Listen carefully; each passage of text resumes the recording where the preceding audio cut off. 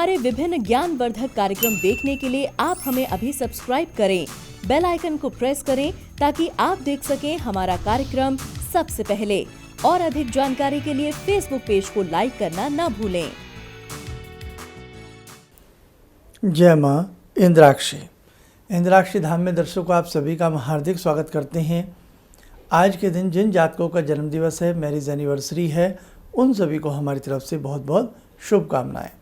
आज का पंचांग 23 सितंबर सन 2020, दिन बुधवार, आश्विन मास, शुक्ल पक्ष, संवत 2077। तिथि आज सप्तमी है, नक्षत्र ज्येष्ठा है, राहु काल 12 से 1:30, दिशा सूल उत्तर पूर्व दिशा।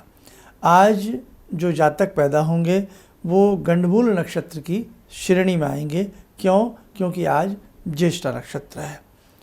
आइए दर्शकों, आज इस अंक में हम आपसे बात करते हैं राहु के राशि परिवर्तन की। हमारे 9 ग्रह हैं।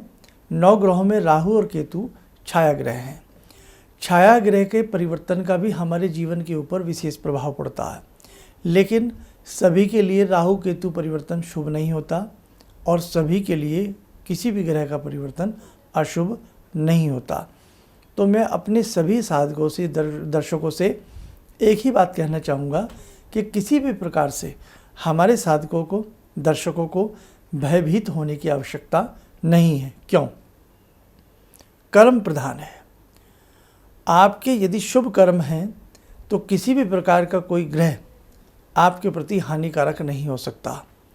यदि आपके ग्रह अशुभ हैं, ग्रह भी अशुभ हैं और हमारे कर्म भी अशुभ हैं, तब हमारे जीवन में ज़्यादा दिक्कतें आती हैं। प्रारब्ध का जहाँ से ज्योतिष शास्त्र की शाखा प्रारंभ होती है, अनेकों प्रकार के ग्रंथों में उल्लेख मिलता है कि हमारे प्रारब्ध का हमारे जीवन के ऊपर बहुत अच्छा असर पड़ता है, खासा असर पड़ता है। अगर हमारा प्रारब्ध अच्छा नहीं है तो हमारे आज के शुभ ग्रह सिर्फ जीवन में थोड़ा बहुत परिवर्तन कर सकते हैं, लेकिन बहुत ज़्यादा नहीं। प्रारब्ध हमारा बहुत ही बुरा कर्मों से लिप्त रहा है, तो आज कोई भी ग्रह हमारे लिए बहुत शुभ क्यों ना हो जाए, लेकिन जो हमें चाह है वो चाहत हमारी पूरी नहीं हो सकती। इसलिए मेरे दर्शकों, किसी भी प्रकार से भयभीत होने की आवश्यकता नहीं है। इस अंक में हम आपको कुछ उपाय भी बताएंगे। उससे पहले हम ये परिवर्तन की आपको तिथि बताते हैं। जैसे आज हमने कहा 23 तारीख है, आज से ही राहु परिवर्तन हो रहा है 18 महीने के लिए। 2022 के 14 मार्च अप्रैल तक की ये स्थिति रहेगी। 18 महीने जीवन में कई बार एक बहुत बड़ा परिवर्तन ले आते हैं, और परिवर्तन का जो क्षण होता है मेरे दर्शकों, कई बार एक दिन में ही जीवन में वो परिवर्तन आ जाता है जो जीवन पीछे जिया उसमें नहीं आया। और कई बार जीवन में आधे घंटे की घटनाएं 30 मिनट का ऐसा परिणाम निकलता है जो पूरे हज़ारों मिनट के जीवन को बर्बाद कर देता है। होता है ना? इसलिए ये राहु का परिवर्तन से हमें सभी को कोई भयभीत होने का डर नहीं है, आवश्यकता नहीं है। अब राहु जो है किस राशि में जा रहे हैं? 18 महीने राहु का जो विचरण रहा वो मिथुन में रहा। अब राहु और केतु उल्टी गति से चलने वाले ग्रह हैं, वक्र गति से चलते हैं। तो राहु जो हैं वृषभ राशि में रहेंगे और केतु जो हैं ये वृश्चिक राशि में रहेंगे। लेकिन सभी राशियों वालों के लिए और सभी अलग अलग लगन वालों के लिए कुछ ना कुछ जो परिणाम निकल कर के आएगा वो कुछ ना कुछ आएगा तो ज़रूर, चाहे थोड़ा आए ज़्यादा आए। अब उसके साथ साथ कुछ आपके अपने अलग भी ग्रह हैं। कई बार एक ग्रह ज़्यादा अशुभता दिखा रहा होता है तो दूसरा ग्रह हमारे जीवन में शुभता ला रहा होता है, तो कई बार माइनस प्लस भी हो जाता है जीवन में। तो खैर, हम बहुत ज़्यादा गहराई में बातें ना करते हुए हम चलते हैं आप सबके साथ उपाय की तरफ। अब ये 18 महीने का जो सफ़र सबके जीवन में रहने वाला है। अब जैसे किसी का मेष लगन है, किसी का वृषभ लगन है, किसी का मिथुन लगन है, किसी की कोई राशि है, किसी की कोई राशि है। अगर हम लगन के हिसाब से भी बात करते हैं तो जिन जातकों का मेष लगन है तो मेष लगन के हिसाब से द्वितीय भाव में राहु आ जाते हैं। जिनका वृषभ लगन है प्रथम भाव में राहु आ जाएंगे और सप्तम भाव में केतु चले जाएंगे। किसी का मिथुन लगन है तो पीछे की तरफ चले जाएंगे, द्वादश भाव में चले जाएंगे राहु। तो कहने का भाव सबकी कुंडली एक सी नहीं हो सकती, सबका समय एक सा नहीं हो सकता और सबके साथ एक सी घटनाएं नहीं घट सकती। खैर जो भी हो, लेकिन ये परिवर्तन तो है, चाहे छाहे ही ग्रह की परिवर्तन है, लेकिन 18 माह का ये परिवर्तन बड़ा परिवर्तन है। और राहु का नाम सुनते तो वैसे ही व्यक्ति डर जाते हैं। शेयर मार्केट के ऊपर इसका असर पड़ता है, जो लॉटरी आदि का काम करते हैं उनके ऊपर असर पड़ता है, कमीशन एजेंट का जो कार्य करते हैं उनके ऊपर असर पड़ता है, जो छोटे या बड़े टेंडर लेते हैं उनके ऊपर इसका असर आता है, जिनका काम ही कुछ इस प्रकार का है कि बस इधर से उधर, उधर से इधर, भाई कोई कमीशन है या कोई सामान है, इधर से उधर गया, उधर से इधर आया, उस पर उनको कमीशन बनती है, तो वहाँ पर अच्छा असर पड़ता है इसका। और यदि राहु की ही अंतर्दशा चल रही हो, राहु की या महादशा चल रही हो, या राहु की प्रत्यंतर दशा आपकी उसमें हो या केतु की हो, तो वहाँ पर भी मतलब कहने का भाव अलग अलग कुंडली के हिसाब से या अलग अलग व्यक्ति के हाथ की रेखाओं के हिसाब से इसका परिणाम आएगा तो अलग अलग। तो वहाँ पर मैं आपको ये राय दे सकता हूँ कि आप किसी भी आसपास के मर्मज्ञ को अपनी कुंडली दिखावें। लेकिन जो व्यक्ति कुंडली आदि नहीं दिखा सकते हैं या जिनके मन में कोई भय है या कोई उपाय करने की जिज्ञासा है, तो आइए हम आपको उपाय बताते हैं। अगर आप इन उपायों को भी कर लेते हैं, किसी भी तरह का कोई नकारात्मक असर आपके जीवन में राहु केतु को लेकर के नहीं आएगा। अब राहु जो हैं यह हनुमान जी की साधना से वश में आ जाते हैं। मतलब जो व्यक्ति हनुमान जी के साधक हैं या जो व्यक्ति भैरव भगवान के साधक हैं या जो व्यक्ति शिव साधना करते हैं, तो उन्हें किसी भी प्रकार के ऐसे राहु आदि के उपाय करने की अलग से आवश्यकता नहीं होती है। समझ गए आप? ये भी एक बहुत बड़ी बात है। क्यों? हनुमान जी की साधना जो व्यक्ति करता है तो वह राहु की कुदृष्टि उस व्यक्ति के ऊपर नहीं आती है, और राहु की तो क्या शनि की भी नहीं आती है। शनि का भी ऐसा ही हनुमान जी के साथ कमिटमेंट है कि भाई जो भी आपके साधक हैं उन पर मेरी कुदृष्टि कदापि नहीं आएगी। ये आपने सुना भी होगा इस प्रकार का प्रसंग कई बार कई लोगों से। तो कहने का भाव इस दौरान जिनका राहु नेष्ठ फल की प्राप्ति की तरफ है, उन्हें अपने जीवन में हनुमान जी की साधना, जैसे शनिवार के दिन आप बजरंग बाण पढ़ लें, शनिवार के दिन आप हनुमान साठिका पढ़ लें, शनिवार के दिन आप हनुमान जी की साधना उपासना बढ़ा दें। अब 18 माह की बात है तो भले ही चाहे आप 18 माह ना करें, हर शनिवार ऐसा कर लें, हर बुधवार ऐसा कर लें, हर मंगलवार ऐसा कर लें, आपको बहुत अच्छा असर मिलेगा। भगवती की साधना की बात करें तो आप बहुत भक्ति भाव में लिप्त होकर के डूब करके आप दुर्गा कवच पढ़ते रहें, चाहे आप हर अष्टमी पढ़ें या हर मंगलवार पढ़ें या प्रतिदिन पढ़ें, तो भी आपके ऊपर ऐसा कोई असर नहीं आएगा। और इसी के साथ साथ भगवान भैरव की साधना है। भगवान भैरव का अष्टोत्तर नामावली, काल भैरव का जो स्तोत्र होता है उसे आप पढ़ सकते हैं। काशी का पुरातिनाथ काल भैरवम भजे, बहुत अच्छा आपको रिजल्ट मिलेगा। तो भगवान भैरव के और भी नाना भांति के मंत्र हैं। इस दौरान कुत्ते की सेवा जरूर करें। भैरव की भी सवारी है और इससे राहु भी प्रसन्न होता है। जैसे हम कुत्ते को दूध, ब्रेड, बिस्किट, कोई भी चीज़ ऐसी खिलावें जो उसके लिए अच्छी हो, उससे एक पंथ दो काज, लेकिन शनिवार शाम को।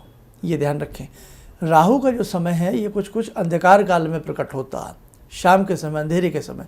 तो जब दिन छिप रहा होता है तो उस वक़्त हम कुत्ते की सेवा करें आपको। और जब कुत्ते को आप दूध बिस्किट देते हैं, ओम राहे नमः बोल करके डाल दें उसको, अच्छा असर आएगा, नकारात्मक असर नहीं आएगा। और राहु का बीजात्मक भी मंत्र होता है। हर शनिवार शाम के समय राहु का बीजात्मक मंत्र भी पढ़ा जा सकता है। ओम भ्राम भ्रीम भ्रौम सह राहे नमः, ओम भ्राम भ्रीम भ्रौम से राहे नमः। राहु का ये बीजात्मक मंत्र भी आप पढ़ सकते हैं। हर बुधवार या हर शनिवार संध्या को 1 माला 3 माला इसकी आप कर सकते हैं, अच्छा लाभ मिलेगा। नारियल के ऊपर काला डोरा लपेट दें और तिल लगा दें, और सरसों के तेल की 7 बूंदें छोड़ दें नारियल के ऊपर, और उस नारियल को 7 शनिवार आप जल प्रवाह कर सकते हैं। हालांकि कई बार वेस्ट ऑफ मनी महसूस होता है, लेकिन एक नारियल में कोई ऐसी बड़ी बात नहीं होती है, आप ऐसा कर सकते हैं, इससे भी आपको अच्छा लाभ मिलेगा। कहीं पर बकरा हो, जिसे बकरा कहते हैं, बकरा बकरी हो, तो उन्हें पत्ते डालें। बुधवार के दिन पत्ते खा लेते हैं लोग, बकरा बकरी जो होते हैं ये हरा पत्ता शौक से खाते हैं, तो 10, 20, 50 रुपये का हरा पत्ता उन्हें खिलाएं, इससे आपको बहुत अच्छा लाभ मिलेगा। कहने का भाव, इतने अच्छे अच्छे उपाय हैं शास्त्रों में कि आपके मन का भय भी दूर होता है और आपको निगेटिव असर इन ग्रहों का आपके ऊपर नहीं आता। भगवान भैरव को जो आए शनिवार चोला चढ़ाता, उसे राहु के किसी भी प्रकार से उसके जीवन में तंगी नहीं आ सकती। और भगवान भैरव को चोला जो नहीं चढ़ा पाते हैं, संध्या के समय सरसों के तेल का दीप जलावें, किसी आसपास भैरव मंदिर में जाकर के नुगदी के 2 लड्डू चढ़ाएं। ओम ह्रीम बटुकाय आबदू धारणाय कुरु गुरु बटुकाय ह्रीम ओम, ये अनेकों बार मैंने मंत्र बताया। इस मंत्र की साधना करें, इस मंत्र की साधना से भी आपको बहुत अच्छा लाभ मिलेगा। भगवान भैरव के 108 नाम वहाँ पढ़े जा सकते हैं, इससे भी आपको बहुत अच्छा लाभ मिलेगा। कहने का मेरा भाव दर्शकों, भगवान भैरव की साधना और भगवान भैरव के दर्शन यदि हर शनिवार कोई करता है, तो वो ख़ास तौर से शनि के प्रकोप से और राहु के प्रकोप से बचा रहता है, उनकी अशुभता से बचा रहता है।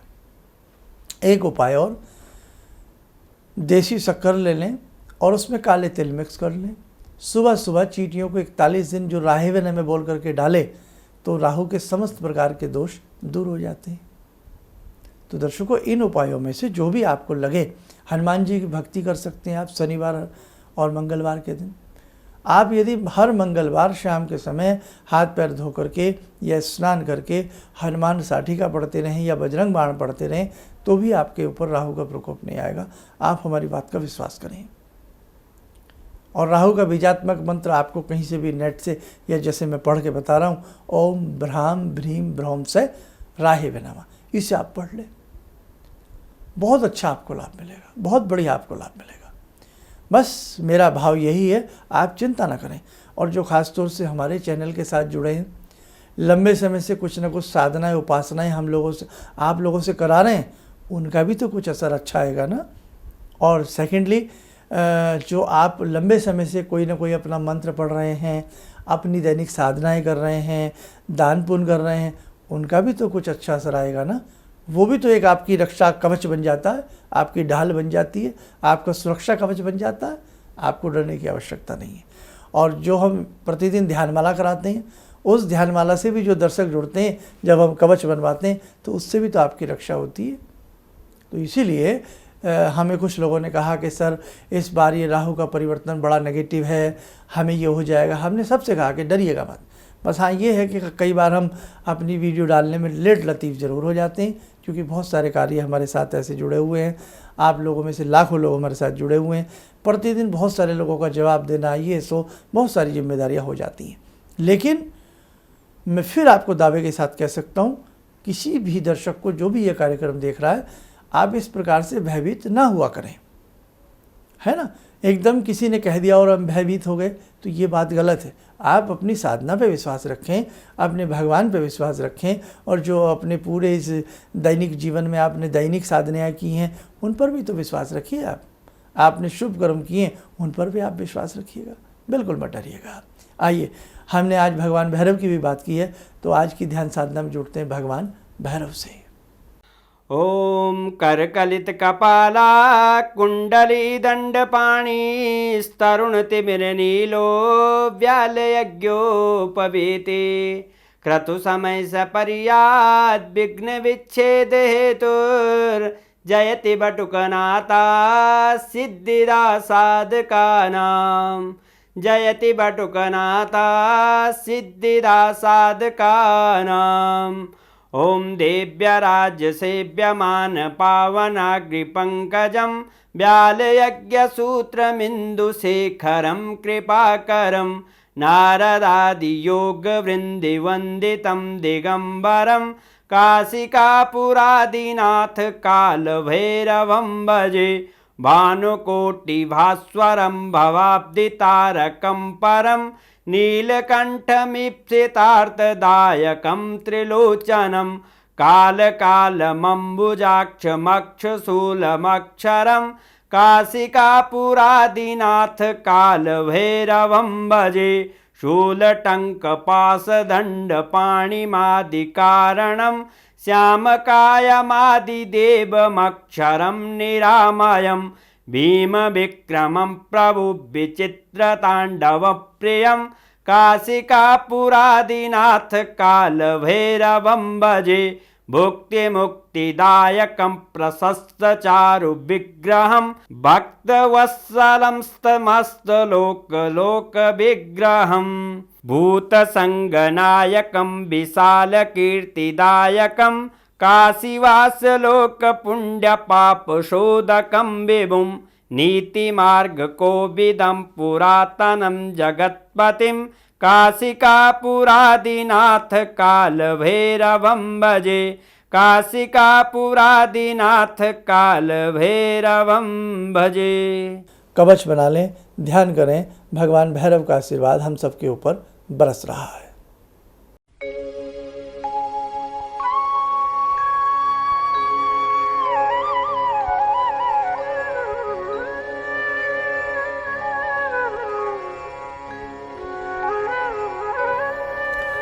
ओम बोलते हुए नेत्र खोलें, सामान्य हो जाए। बिल्कुल ना घबराएं आप। और एक खास सूचना और, एक अंक हमने छोटा सा और भगवान भैरव की ही साधना पर और ख़ास तौर से राहु के परिवर्तन पर हमने बनाया है ज्योतिष ज्ञान के प्लेटफॉर्म पर, उसे भी आप कृपया देख लें और सुन लें। इन्हीं शब्दों के साथ हम अपनी वाणी को विराम देते हैं। जय माँ इंद्राक्षी।